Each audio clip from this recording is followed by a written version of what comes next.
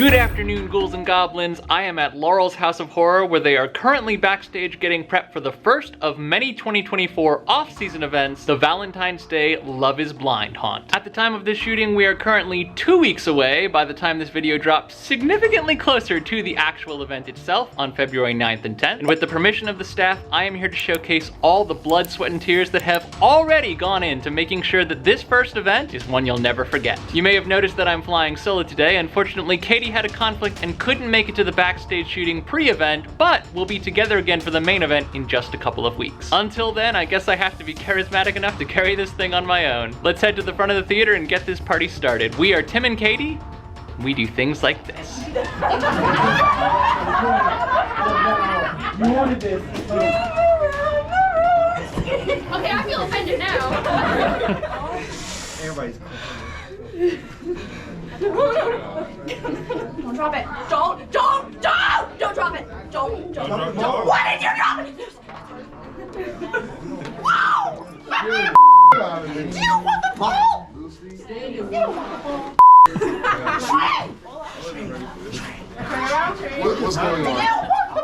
What you just saw was a game called Here's the Ball that the actors here at Laurel have a love-hate relationship with. It's a great one, though, to perfect your character, to develop your character, and to come up with new characters that kind of match the tone of whatever haunt they're putting on, off-season or main season. The idea is you just act in character, whatever character you've decided to walk, talk, growl, whatever, as you hand the ball to another character. You're in and out of that character in 5 seconds. We do have some new faces attending this warm-up event for the first time today, so if you're a new actor looking to join up with Laurel, just know they are onboarding new actors all the time. You can always send them an email, give them a call, or come out to one of these recruiting events to join in for the next big event that they put on. If you've always wanted to scare act, maybe here at Laurel, and you're thinking about giving it a try, but you're a little nervous, let me tell you from experience, you have nothing to be worried about. Everyone here is a complete lunatic. This is what happens to the misbehaving actors. And then we use their blood for the props and the costume. Is there a separate bucket for customers, or do we collaborate? Oh, we just throw them in the dumpster with the rats. Oh, okay, fair enough. What we like to do with costume is we kind of try to think like, you know, first off, was this the murderer or the victim? We try to think like, where would the blood splatter if somebody was to like, you know what I mean? Mm-hmm.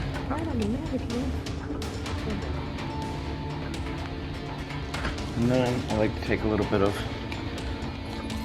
alcohol and spray. Okay. And it's just all about layering. So we are basically just making a puzzle for forensics to solve here. These.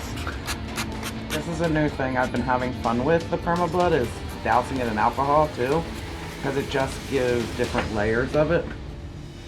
I'm also gonna hit this sleeve right here. We're just trying to make it all match a little bit. Y'all check out these bloody Starbucks cups, which were definitely actually bled upon and not, you know, manufactured to look bloody. These will be on sale at the Valentine's Day event. If you want one, get them while they're hot. Or cold, as the case may be. Can I get a jewel, please? Wow. Need to go super granular with it. I always put a thing in there that says, hand wash only, not dishwasher safe. I mean, once someone has bled all over it, you kind of have to assume no refunds. Right? All right, kids, we're gonna go ahead and take a run of the maze while it's quiet, because by the time the event starts, it's gonna be loud, it's gonna be noisy, it's gonna be totally overwhelming and overstimulating in here. Bear in mind that a lot of the Valentine's Day stuff has not yet been set up. Some stuff has, but a lot of stuff may still have some Christmas overlays on it. It's gonna be wildly different by the time you get in here. This is just kind of a preview so you know halfway what to expect. You can see we've got some Valentine's Day projections already set up here. So we head into the ballroom. Back in your pen. No. Back in your pen.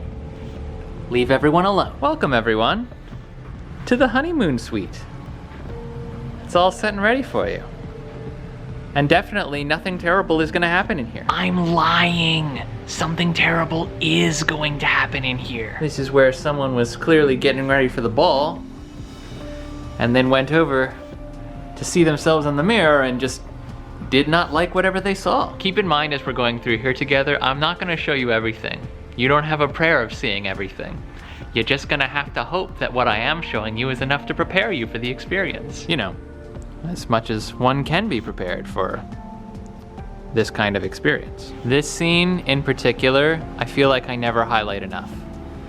And it never gets any less cool. Now, a fun fact about this place, as we enter kind of the voodoo segment, on the walls, you'll see these little insignias. They're not random. Something we learned during a paranormal tour we took here. A lot of these insignias, these markings, were actually Googled. They are legitimate voodoo symbols. Who knows what they've actually summoned in here?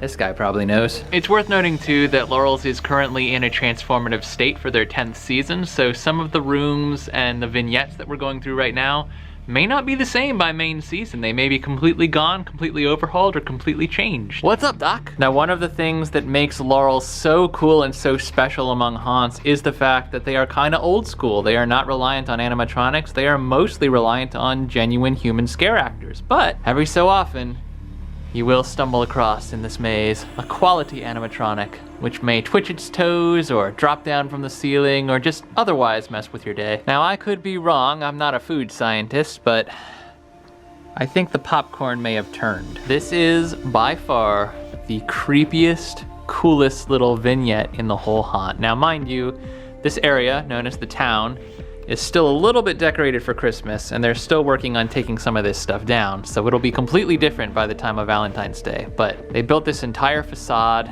trees, plants, scarecrow, quote, end quote, all of this to make it feel like you were genuinely walking outside. And it does feel like that, especially because this is one of the colder areas of the haunt, both because you're nearby a door and because, supposedly, this is the most haunted place in the entire building. I swear I just puffed a breath of air out and it was like that supernatural kind of like ghost breath, and I can't replicate it. No matter how hard I try, I can't get the same puff of air out again. It's just, it's not visible. It was visible a second ago. You gotta believe me. Lots of music lovers in this place. You can tell because of the bloody fingerprints on the keyboards. Like someone's been playing recently. This ritzy little dressing room area, this is where you will find the famous Miss Laurel. She tends to take up residence in here. And I will caution you, you do not want to walk in on a lady while she's dressing. You may very well end up like this poor unfortunate soul. Thank you for the demonstration. So that is a good pop on there. If you ever do end up, this is going to start becoming very repetitive, but welcome to another hotspot on our paranormal tour. This corner is very active when things come through and come out. If you're working in here, you might see things up in the projector booth up there. When I was working here, I saw a shadow pass by when I was completely alone in the room. 2 weeks ago, I had a shadow walk by that I swore was Matt, which was our light tech, and he was actually all the way up here, but it was a full-body black hoodie, black pants figure that I was talking to, not knowing he wasn't there. By the way, I do want to give a heads up to anyone who has never attended Laurel's off-season Valentine's Day event. Love is Blind is not a misnomer. They turn all the lights off, and this candle is going to be your only source of light as you wander through the haunted maze. Check out our video from last year if you want to get a better sense of how this all plays out. Laurel's House of Horror is also renowned for its incredibly immersive, horror-themed escape rooms. This one I'm standing in is the newest of them. It's called Escape the Witch, and it will be open for the Valentine's Day event. It's also open with the other escape rooms for most of the year. You do have to book in advance to be sure they can squeeze you in. This is crazy! Look at this. Look at this. Multi-room. One after the other after the other. Until you make it to the witch's killing ground. Many have tried to escape. Few have succeeded. There's also an incredibly immersive escape room right next door themed to some of the most iconic horror films of the last couple decades. This is Escape the Movies 2, the sequel. And I will say, we've done this one before. It's challenging, but it's hella fun. All right, guys, so you can pick some of the faces up here as your warm-up face. There's this guy down here. You can try a skull or a face you're comfortable with. Warm up with that before we dive into the more complicated Valentine's Day face. It's boot camp time!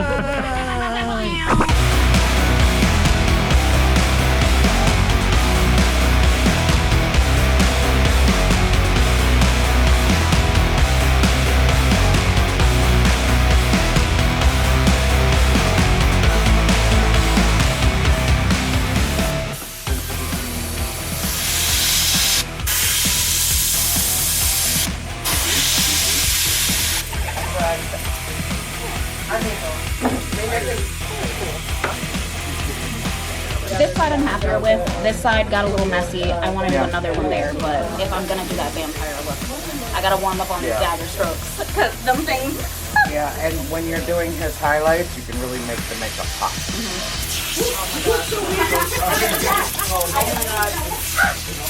These are fickle creatures. They are the enemy. One of the key things that makes Laurel such a great attraction year-round is the fact that no matter what the occasion, their haunt is entirely indoors. So if it's raining, pouring, snowing, icing, whatever the case may be, particularly during main season, but during off-season as well, you can count on them going on rain or shine. This is your weaker side, correct?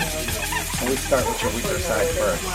Because you're going to have an easier time matching your weaker side to your strong side instead of matching your strong side to your weaker side. We're doing better. We figured it out finally. We got there. It's just chemistry at the end of the day.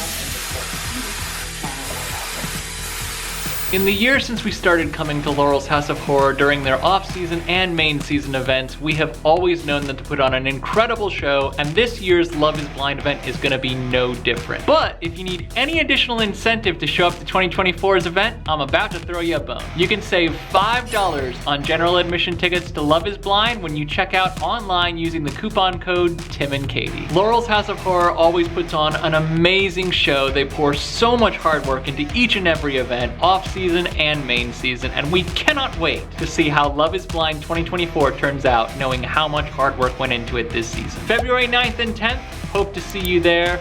I've been Tim, missing Katie, and every day is a new adventure. We'll see you again soon.